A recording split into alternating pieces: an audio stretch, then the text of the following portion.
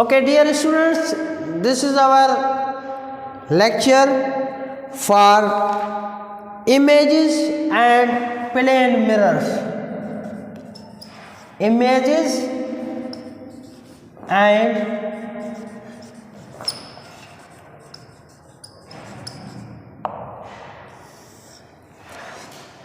असां अॼु ॾिसंदासीं त शीशे में असांजा इमेज कीअं था ठहनि, असां कीअं था ॾिसूं तस्वीर मिरर में। मिरर जा ॿ टाइप्स हूंदा आहिनि, हिकिड़ो प्लेन मिरर हूंदो आहे, ॿियो स्फेरिकल मिरर हूंदा आहिनि। स्फेरिकल मिरर में वरी तव्हांजा कॉनकेव ऐं कॉन्वेक्स मिरर हूंदा आहिनि। इहो असांजा बाद में इन ई चैप्टर में टॉपिक्स आहिनि जेके असां बाद में डिस्कस कंदासीं। अॼु असांजो टॉपिक आहे प्लेन मिरर। प्लेन मिरर माना सिधो मिरर। इहो सिधो मिरर इन जे करे हूंदो आहे त इन जो जेको सरफेस हूंदो आहे उहो स्मूथ ऐं फ्लैट हूंदो आहे। इनखे प्लेन मिरर इन करे चइबो आहे, इन जो जेको रिफ्लेक्टिंग सरफेस हूंदो आहे, जेको लाइट खे रिफ्लेक्ट कंदो आहे, उहो स्मूथ ऐं प्लेन हूंदो आहे। उहो स्मूथ ऐं प्लेन हूंदो आहे, तंहिं करे इनखे प्लेन मिरर चइबो आहे। हाणे प्लेन मिरर ते असांजा इमेजिस कीअं था ठहनि, असां पंहिंजी तस्वीर खे कीअं था ॾिसूं, अॼु असां इन टॉपिक में डिस्कस कंदासीं।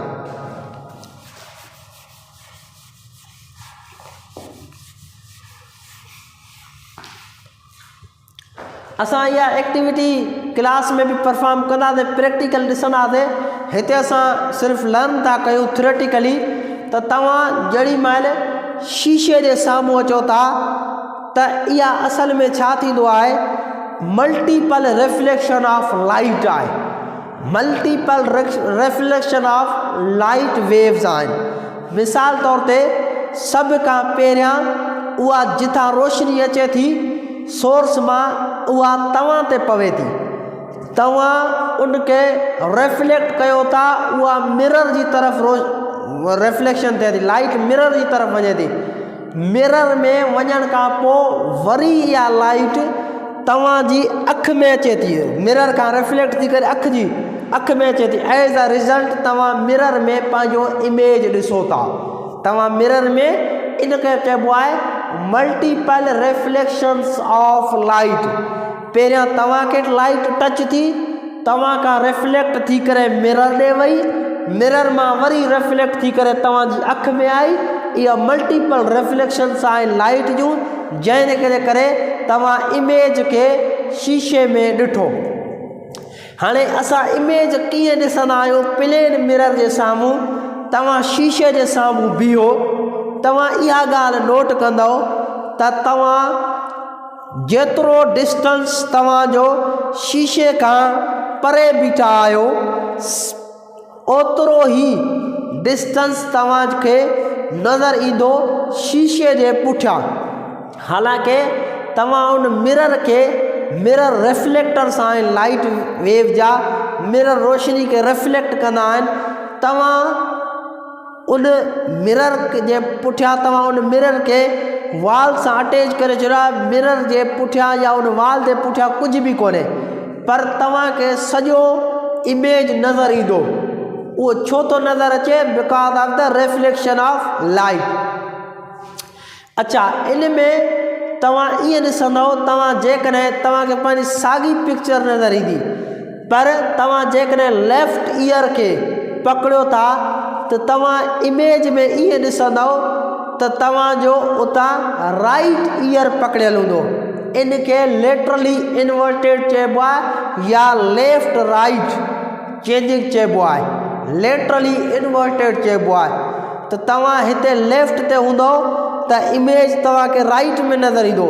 तव्हां राइट ते हूंदव त इमेज तव्हांखे लेफ्ट में माना नज़र ईंदो। त ऐं उन खां पोइ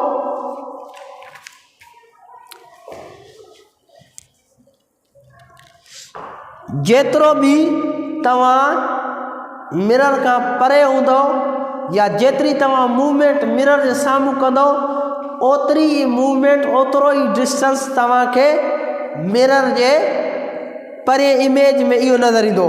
open your books on page number 102। We में रीड चवे to place a small doll in front of a plane mirror, तव्हां हिकिड़ी का ऑब्जेक्ट रखो, गुड़िया वग़ैरह रखो मिरर जे साम्हूं। वाट डू यू ऑब्ज़र्व, तव्हां छा नोट कंदव।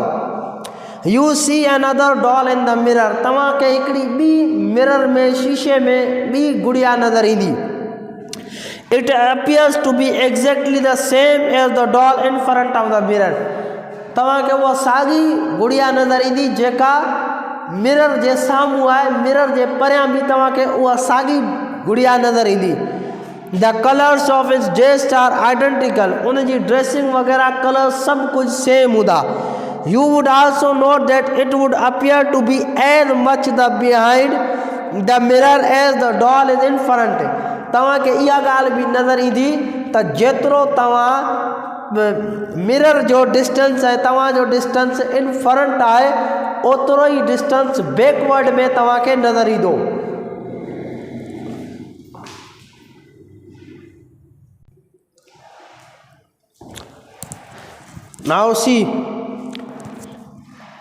Now bring the doll near the mirror and make it touch the surface of the mirror. The image is upright. हाणे तव्हां उन डॉल खे क़रीब करे चओ, बिल्कुलु मिरर सां टच कयो त उहा साॻी तव्हांखे इमेज में बि उहा डॉल ई नज़र ईंदी ऐं एतिरी वॾी डॉल नज़र ईंदी जेतिरा हक़ीक़त में हूंदी। इहो इमेज अपराइट आहे, माना वर्टिकल आहे, स्ट्रेट आहे, साॻियो ई आहे। इन मां इहो असांखे कंक्लूजन मिलियो त इमेज साॻियो ई आहे। हाणे ॿियो नंबर पॉइंट इहो आहे त जेॾी महिल तव्हां हाणे उन में पंहिंजो लेफ्ट ईयर पकड़ो था, तव्हांखे इमेज में ईअं नज़र ईंदो तव्हां पंहिंजो राइट ईयर पकड़ो था। जॾहिं त तव्हां राइट ईयर पकड़ींदव मिरर जे फ्रंट में त तव्हांखे मिरर जे बिहाइंड ईअं नज़र ईंदो तव्हां पंहिंजो लेफ्ट ईयर जेको आहे पकड़ियो आहे। इन खे चइबो आहे this is called lateral inversion और laterally inverted image. Laterally inverted image चइबो आहे, उबतो इमेज जंहिंखे चइजे।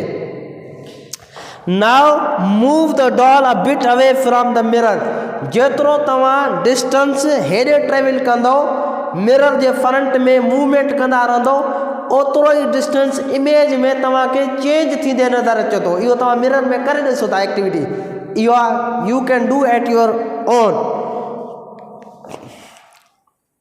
अच्छा, हाणे असांखे फ्रॉम दीज ऑब्ज़र्वेशन्स, हाणे जेकॾहिं तव्हां मिरर जे परे पासे स्क्रीन रखंदव त तव्हांखे स्क्रीन में उहो तव्हांजो इमेज नज़र न ईंदो।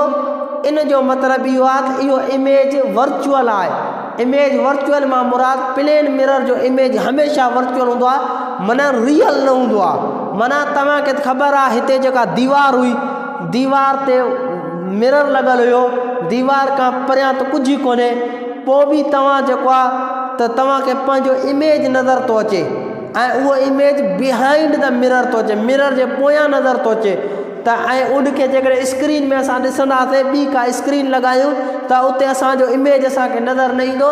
इनखे असां चवंदा आहियूं उहो वर्चुअल इमेज आहे, नॉट रियल। वर्चुअल माना कूड़ो, नॉट रियल, रियल न हूंदो आहे, हक़ीक़त उहा शइ कोन्हे। वर्चुअल ऐं रियल इमेज खे थोरो सम्झाइण लाइ त हिते I will use some techniques, मां तव्हांखे टेक्निक्स ॿुधाईंदुसि ऐं उते एलोबरेट कंदुसि। हिते त एलोबरेट न थियल आहिनि, जस्ट ॿुधाइण लाइ, पर I will elaborate. Now from the above observations we find that the image formed by a plane mirror is right and equal in the size to an object. असांखे कुझु असांजा करेक्टरिस्टिक्स आहिनि जेको इमेज ठहियो, खाको ठहियो, characteristics of image formed by plane mirror.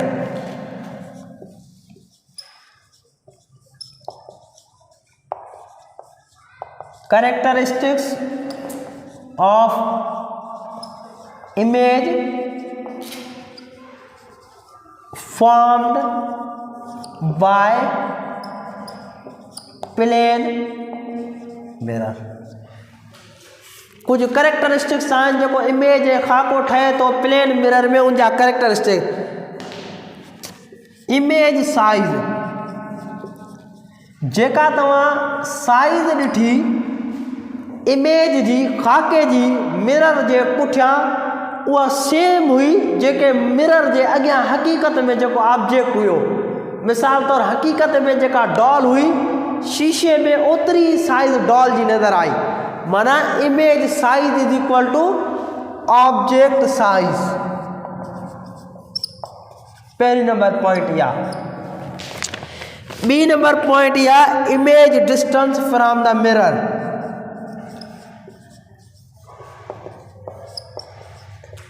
Image distance from the mirror is equal to object distance from the mirror. माना जेतिरो असां इमेज ओतिरो ई ठहे पियो, जेतिरो असां शीशे जे रियल में दूर हुआसीं ओतिरो ई इमेज में असांखे दूर नज़र पिया अचूं। जेतिरो असां शीशे जे वेझो पिया थियूं ओतिरो ई इमेज में असां पंहिंजी तस्वीर खे इमेज खे ॾिसूं पिया, ओतिरो ई असां शीशे जे वेझो पिया थियूं। Image distance from the mirror is equal to object distance from the mirror. Image follows left right inversal reversal. Number third point आए image follows left right reversal.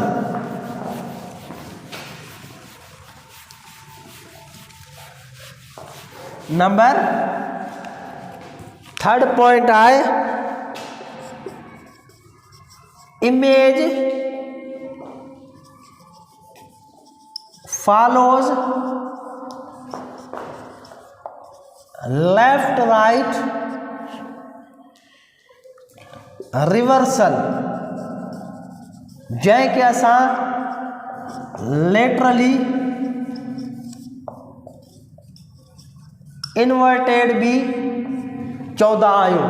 मिसाल तौर लेटरली इन्वर्टेड जो माना छा है, तव्हां पंहिंजे लेफ्ट साइड का हथ रखो था या जेको आहे तव्हां लेफ्ट ईयर के पकड़ियो था, लेफ्ट आई के टच कयो था, उते तव्हांखे राइट आई के टच थींदे नज़र ईंदो। हेड़े तव्हां इमेज में तव्हांखे राइट आई के टच थींदे नज़र ईंदो। जेकॾहिं रियल में तव्हां ऑब्जेक्ट में लेफ्ट ईयर के टच कंदे नज़र ईंदो त इमेज में राइट आई के टच थींदे मिलंदो। हिते जेकॾहिं तव्हां राइट आई के टच कंदो त इमेज में तव्हांखे लेफ्ट आई के टच थींदे मिलंदो। यू कैन ऑब्जर्व, इहो तव्हां करे ॾिसो था प्लेन मिरर में इहो थींदो आहे, इनखे चइबो आहे laterally inverted left right reversal, उबतो थींदो। आख़िरी नंबर इहो आहे त हमेशह वर्चुअल इमेज ठहंदो आहे। वर्चुअल माना not real. Virtual image plane mirror ते हमेशह नॉट रियल वर्चुअल इमेज ठहंदो। Virtual image is formed.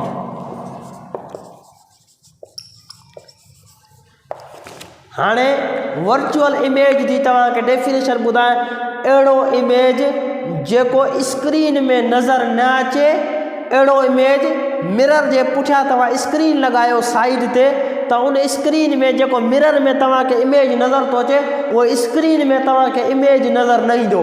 माना इन में का रियलिस्टिक कोन्हे। ॿी नंबर ॻाल्हि इहा त उहो इमेज जेको मिरर जे बिहाइंड ठहे, मिरर जे पोयां ठहे, उन इमेज खे वर्चुअल इमेज आहे। जॾहिं मां तव्हांखे रियल इमेज सम्झाईंदुसि ऑटोमेटिकली तव्हांखे वर्चुअल इमेज सम्झ में अची वेंदो। मां तव्हांखे सम्झाईंदुसि त रियल इमेज ऐं वर्चुअल इमेज में डिफरेंस छा आहे। वर्चुअल इमेज जी तव्हां डेफिनेशन लिखी सघो था।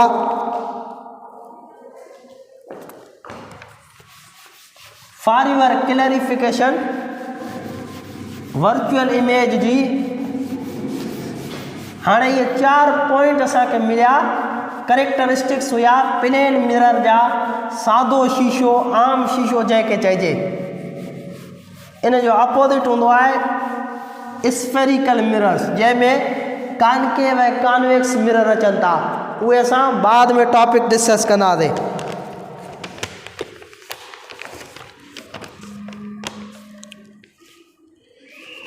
Now write down virtual image.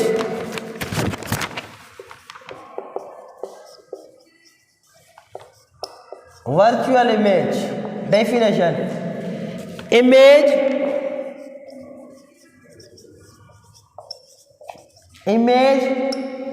which appears to be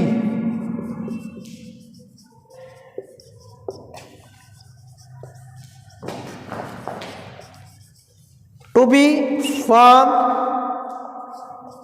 in a position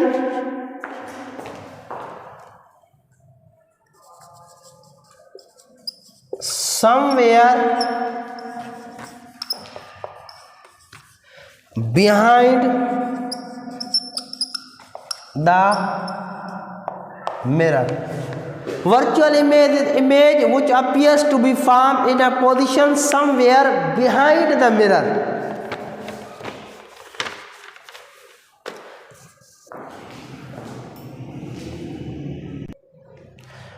Now see, हाणे मां तव्हांखे वर्चुअल इमेज डायग्राम में समझाया तो for your more clarification.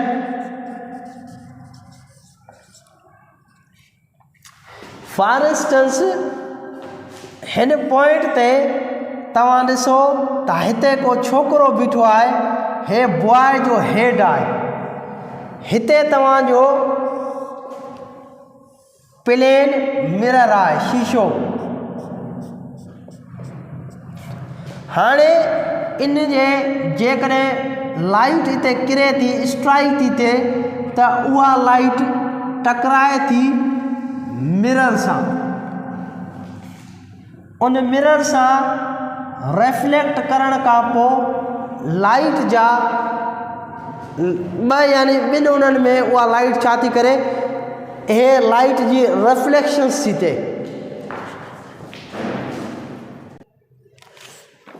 Now see, हाणे ही तस्वीर ॾिसो, इते छोकिरो बीठो आहे, उनजो हेड आहे, उनजे हेड मां हिकिड़ी रे जेको आहे लाइट जो हिते मिरर सां स्ट्राइक करे थो, ॿियो जेको आहे रे उहो हिते स्ट्राइक थो करे, रिफ्लेक्ट थो थिए। अच्छा, इन्हनि जे रिफ्लेक्शन खां पोइ लाइट जे मिरर मां टकराए थी त पोइ हिते हिकिड़ो पासो हिते रिफ्लेक्ट थो थिए, सेम उन में ॿियो वरी जेको आहे जेको रे हे हुयो इंसिडेंट रे, हाणे रिफ्लेक्टेड रे हिते आहे हिन, त हाणे हे जेको आहे यानी हे हिकिड़ो रे हे, ॿियो रे हे हिक ॿिए खां डाइवर्ट जा थियनि आफ्टर रिफ्लेक्शन। जॾहिं त को बि पॉइंट जेको आहे उहो मिरर सॼो रिफ्लेक्ट कयो आहे लाइट खे, कोई बि मिरर जे बिहाइंड रोशनी जो पार्ट न वियो आहे, पर पोइ बि जेकॾहिं असां हिन फिगर खे ॾिसंदासीं, इन्हनि जे पॉइंट्स खे मिलायूं, थोरो पोइते खणी वञूं, असां ॾिसंदासीं त असांखे ॿई पॉइंट्स इते मीट थींदे नज़र ईंदा, ऐं शीशे जे पुठियां बि असांखे इमेज हिन जॻह ते ठहंदे नज़र ईंदो, हिन जॻह ते हक़ीक़त में एॾे कंहिं क़िस्म जी रोशनी न वई, ऐं हे जेको आहे डाइवर्जेंट जेका डाइवर्ज थिया, हिकिड़ो हिसो हेॾे हिकिड़ो हिसो हिते, ऐं मिरर खां रिफ्लेक्ट थियण खां पोइ डाइवर्ज थी विया इहे, हेॾे त रोशनी वई न हुई, पोइ बि असांखे जेको इमेज आहे उहो स्क्रीन जे पुठियां नज़र थो अचे, तंहिं करे इनखे चइबो आहे वर्चुअल इमेज, इहो रियल इमेज न आहे। सॼी लाइट जेका आहे हे शाइनिंग सरफेस आहे मिरर जो, इन सॼी लाइट खे हेॾे क्रॉस थियण न ॾियो, इतां ई रिफ्लेक्ट कयो, पोइ बि हे इमेज ठहे थो, इन इमेज खे चइबो आहे इहो वर्चुअल इमेज आहे। जॾहिं त ही मिरर आहे, हे मिरर जे साम्हूं इते हिकिड़ो इमेज आहे, ॿियो ऑब्जेक्ट पियो आहे, उनजो जेको इमेज ठहियो आहे उहो हिन मिरर जे पुठियां ठहियो आहे। जॾहिं त रियल इमेज इहो हूंदो आहे त ही ऑब्जेक्ट आहे, त उनजो इमेज जेको हिते टकराइण खां पोइ उनजे ॿिए पासे लेटरली इन्वर्टेड उबतो इमेज ठहंदो, पर साॻे ई स्पेस में ठहंदो, हिते मिरर वारे साॻे ई पासे में, जॾहिं त वर्चुअल इमेज मिरर वारे ॿिए स्पेस में ठहे थो, वर्चुअल इमेज हिन पोर्शन में ठहे थो, पर इहो इमेज रियल इमेज हुजे हा। जेकॾहिं हिते स्फेरिकल मिरर हुजे हा त इमेज रियल इमेज ठहिया, ऐं रियल इमेज हिन साॻे ई पार्ट में ठहिया, हो हिन साॻे मिरर वारे साॻे पार्ट में ई ठहिया, इहो रियल इमेज हुजे हा। वधीक असां डिटेल में इन जो जेको आहे त डिफ्रेंशिएट कंदासीं त रियल इमेज ऐं वर्चुअल इमेज छा हूंदो आहे। सिर्फ़ु तव्हां एतिरे ताईं सम्झो, वर्चुअल इमेज माना नॉट रियल इमेज, उहो मिरर जे ॿिए फेज़ में ठहंदो आहे, माना मिरर जे पुठिए पासे ठहंदो आहे, सेम स्पेस में न ठहंदो ऐं उहो हमेशह सिधो हूंदो आहे। वर्चुअल इमेज माना तव्हांखे सिधो नज़र ईंदो, जॾहिं त रियल जेको इमेज हूंदो आहे उहो तव्हांखे लिटरली इन्वर्टेड उबतो नज़र ईंदो। तव्हां हितां जेका तस्वीर ॾिसंदो, ॿी तस्वीर तव्हांखे थोरी जेका आहे न चेंज उल्टी नज़र ईंदी। जे अगर आप ऐसे सीधे खड़े हो, सर आपका इधर है और आप इस स्ट्रक्चर में खड़े हो, तो रियल इमेज में आपको आपकी तस्वीर उल्टी नज़र आएगी। Are you getting this? वो रियल इमेज होता है वो स्फेरिकल मिरर्स में ठहंदो आहे। कॉनकेव ऐं कॉन्वेक्स मिरर हूंदा आहिनि। कॉनकेव में रियल इमेज ठहंदो आहे। ॿियूं बि प्रॉपर्टीज़ आहिनि, उहे पढ़ंदासीं। जॾहिं त प्लेन मिरर्स में हमेशह वर्चुअल इमेज ठहंदो आहे ऐं वर्चुअल इमेज उहो आहे जेको स्क्रीन में नज़र कॾहिं बि न ईंदो ऐं उहो मिरर जे बिहाइंड में ठहंदो, मिरर जे साॻे स्पेस में न ठहंदो, पुठियां ठहंदो, ॿिए स्पेस में ठहंदो। इहे आहिनि टुडे जेको अॼु असांजी डिस्कशन इहा हुई। सो हाणे असां इन खां पोइ असांजो जेको ॿियो टॉपिक आहे उहो आहे रेगुलर एंड इरेगुलर रिफ्लेक्शन।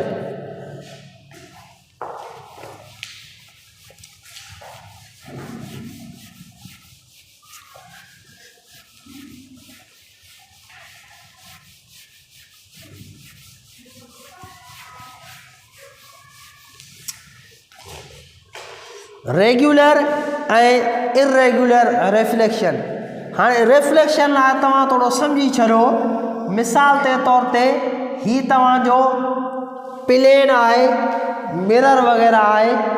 हाणे इते लाइट रिफ्लेक्ट कीअं थींदी आहे? कोई शाइनिंग सरफेस आहे, ही जेको रोशनी जो रे अचे थो, इन रे खे चइबो आहे इंसीडेंट रे, कमिंग रे खे चइबो आहे इंसीडेंट रे। कमिंग रे खे छा चइबो आहे? इंसीडेंट रे। जॾहिं त हितां स्ट्राइक थी करे वरी हिन खे रिफ्लेक्ट कंदो, रिफ्लेक्टेड रे खे चइबो आहे, या आउट गोइंग रे खे चइबो आहे रिफ्लेक्टेड रे। आउट गोइंग रे खे चइबो रिफ्लेक्टेड रे। ही तव्हांजो रिफ्लेक्टेड रे आहे। हे जेको आयो इन खे चइबो कमिंग रे खे चइबो इंसीडेंट रे। ही तव्हांजो रिफ्लेक्टेड रे, ही तव्हांजो इंसीडेंट रे। ऐं विच में हिकिड़ी लाइन ड्रॉ थींदी, इन लाइन खे परपेंडिकुलर जेका हूंदी रिफ्लेक्टेड ऐं इंसीडेंट रे जे, इन खे चइबो नॉर्मल। इनके छा चइबो? Normal.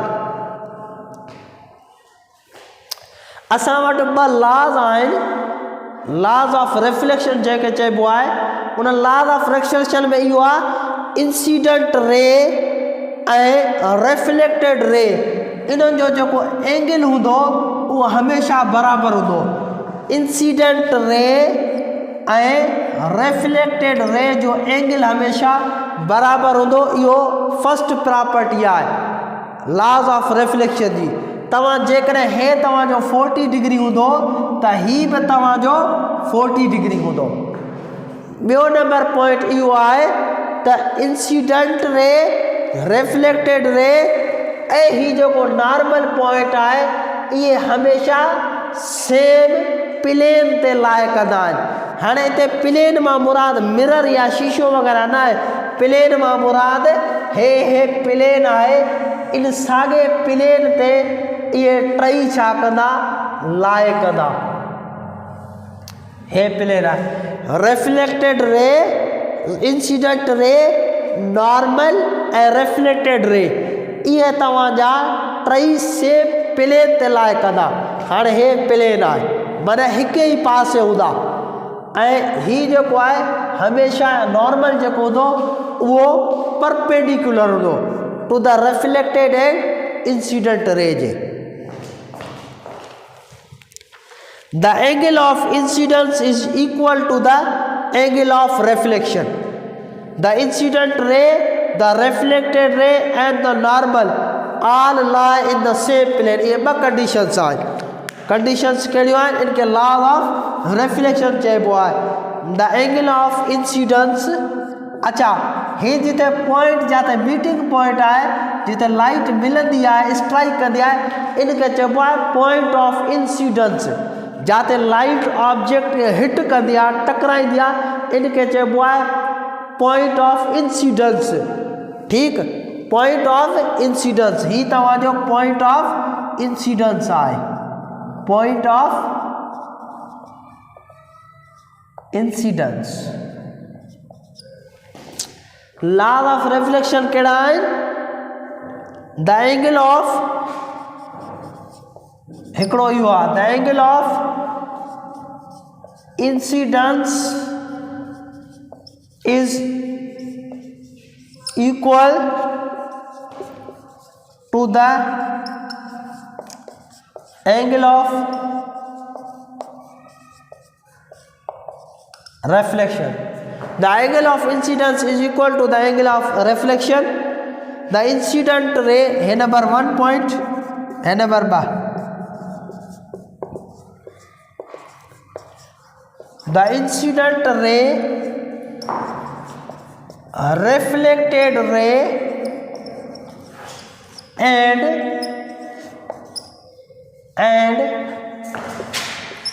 normal all lie on same plane. All lie on same plane. The incident, ही तव्हांजो इंसिडेंट रे, ही तव्हांजो नॉर्मल ऐं ही तव्हांजो रिफ्लेक्टेड रे, इहो हिकिड़े ई प्लेन ते लाइ कनि था. हाणे इहे ॿ जेके आहिनि न लॉज आहिनि, the above conclusions are known as laws of reflection. इहे ॿई लॉज आहे, ॿई पॉइंटूं आहिनि. इन ॿिन्ही पॉइंट्स खे लॉज ऑफ रिफ्लेक्शन बि चइबो आहे. इन्हनि खे छा चइबो आहे? Laws of reflection.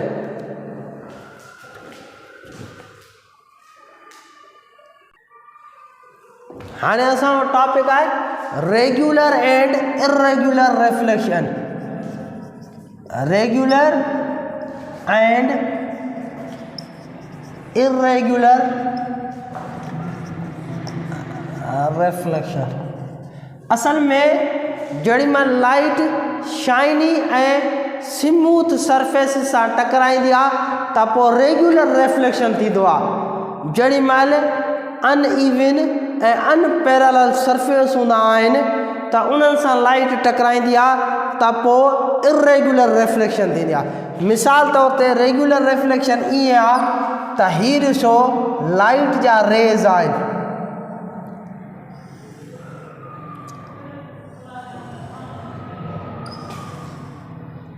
ही लाइट जा पैरेलल रेज़ हुया, ही लाइट जा इंसिडेंट रे हिते अची करे हेॾे रिफ्लेक्ट पियो थिए.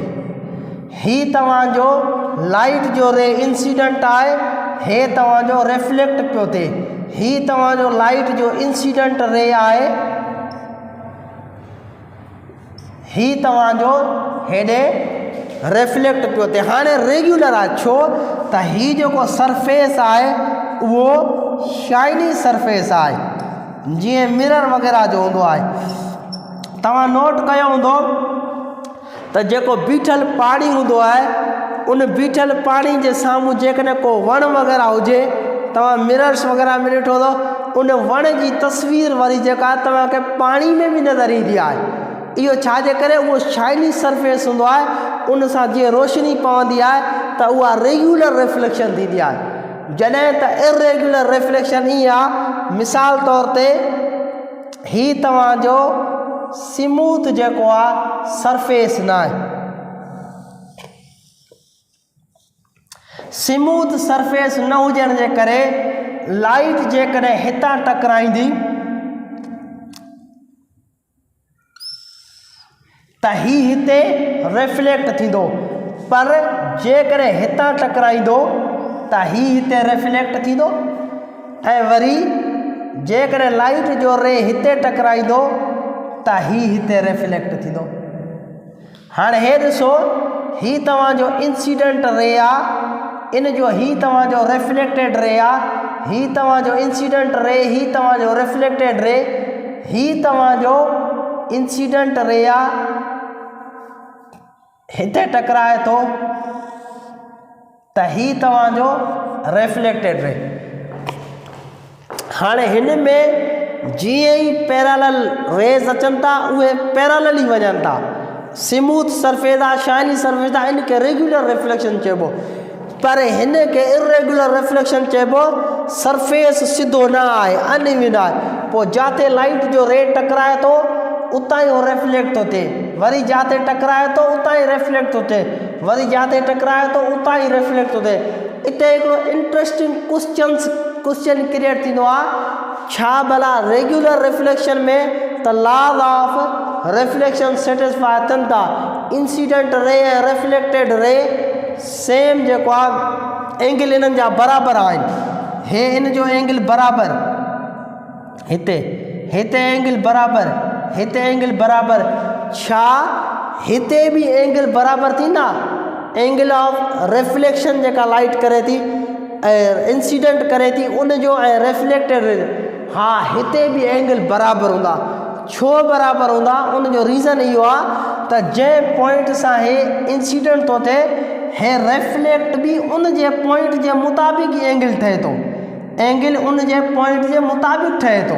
तंहिं करे हिते बि एंगल ऑफ इंसिडेंट ऐं एंगल ऑफ रिफ्लेक्टेड जेको थींदो उहो एंगल ऑफ, हिते हाणे तव्हां हे तव्हांजो नॉर्मल आहे, हे हिन जो नॉर्मल, हे हिन जो नॉर्मल, हे हिन जो नॉर्मल, ऐं हिते तव्हांजो हे नॉर्मल, हे तव्हांजो हिते नॉर्मल। हाणे हिन जो नॉर्मल कीअं ठहंदो? हाणे हे जेको एंगल ऑफ इंसिडेंस ऐं एंगल ऑफ रिफ्लेक्टेड आहे इहे बराबरि आहे। एंगल ऑफ इंसिडेंट ऐं एंगल ऑफ रिफ्लेक्शन हिते बराबरि, एंगल ऑफ इंसिडेंस ऐं एंगल ऑफ रिफ्लेक्शन बराबरि आहे। भले हाणे हे जीअं एंगल ऑफ इंसिडेंस जूं पॉइंट ईअं पैरेलल में हुयूं, एंगल ऑफ रिफ्लेक्शन जूं बि पॉइंट पैरेलल में आहिनि, मथे वञनि थियूं। इन में एंगल ऑफ इंसिडेंस जूं पॉइंट पैरेलल में नथियूं अचनि ऐं एंगल ऑफ रिफ्लेक्शन जूं पॉइंट पैरेलल में नथियूं वञनि, पर एंगल ऑफ इंसिडेंस ऐं एंगल ऑफ रिफ्लेक्शन जेके आहिनि उहे ॿई एंगल बराबरि हूंदा, उहे ॿई एंगल छा हूंदा? बराबरि हूंदा। हाणे हे भले ही रिफ्लेक्ट थियल आहे, हे इंसिडेंट ही थियल आहे, पर इन जो एंगल सां बराबरि आहे। ही इंसिडेंट ही थियल आहे, ही रिफ्लेक्ट ही थियल आहे, एंगल हिते इन्हनि जो बराबरि आहे। ही इंसिडेंट ही थियल आहे, ही रिफ्लेक्टेड ही थियल आहे, पर हिते इन्हनि जो एंगल बराबरि आहे। जॾहिं त ॾिसो ही जेके लाइनूं अचनि पियूं इंसिडेंट जूं, वरी इहे रिफ्लेक्ट पियूं थियनि। हाणे हे जेका रिफ्लेक्ट लाइन थी थिए, हे जेका रिफ्लेक्ट लाइन थी थिए, हे जेका रिफ्लेक्ट लाइन, इहे टई पैरेलल आहिनि। जेके टई लाइन इंसिडेंट में अचनि थियूं, इहे टई इंसिडेंट में इहे हे लाइन पैरेलल आहे, हे लाइन पैरेलल आहे, हे लाइन पैरेलल आहे। जॾहिं त हिन में इहो चकर न आहे, पर एंगल इन्हनि जा बराबरि आहिनि। कीअं? हे हाणे एंगल ऑफ इंसिडेंस ही आयो त इन जो रिफ्लेक्टेड ही वञे थो। हाणे ही जेको एंगल ऑफ इंसिडेंस हिते ही आयो आहे, हे एंगल ऑफ हे जेका रिफ्लेक्टेड रे आहे उहा हिते वञे थी। हे लाइन ऐं हे लाइन पैरेलल न आहिनि, पर हिते इन्हनि ॿिन्ही जा एंगल, हिते इन्हनि ॿिन्ही जा एंगल, इहे एंगल सेम आहे। आई होप तव्हांखे ॻाल्हि इहा सम्झ में आई हूंदी। इन टॉपिक जे हवाले सां जेके हिकु ॿ इम्पॉर्टेंट पॉइंट्स या क्वेश्चन्स आहिनि उहे जॾहिं तव्हां ऑन ग्राउंड क्लासिस में ईंदो, फिज़िकली ईंदो, पोइ उते जेको आहे उहे शयूं मां तव्हांखे लिखाए छॾींदुसि। जेकॾहिं तव्हांखे अञा बि का ॻाल्हि सम्झ में न आई हुजे तव्हां उहे पॉइंट मेंशन कयो, कॉपी ते लिखो, पोइ जॾहिं तव्हां ईंदो त you may ask this questions. Okay, this is sufficient for today.